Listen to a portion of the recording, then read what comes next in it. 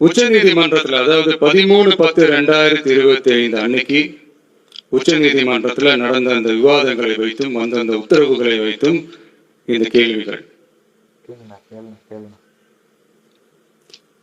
இப்படி பொய் மூட்டைகளா நம்மளை பத்தி இந்த அவதூறுகளை அவிழ்த்து விட்ட முதல்வர் அவர்களுக்கும் திமுக அரசுக்கும் சார்பாக கோடிகளை கொட்டி அமர்த்தப்பட்ட அறிவார்ந்த வழக்கறிஞர்கள் அவங்க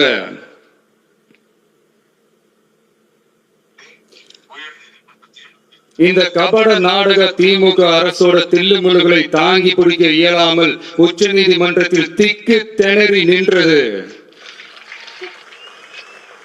முதல்வர் அவர்களுக்கு மறந்துவிட்டதா? இந்த கரூர் சம்பவத்துக்கு அப்புறமே அவசரமா ஒரு தனிநபர் ஆணையம், அந்த தனிநபர் ஆணையத்தை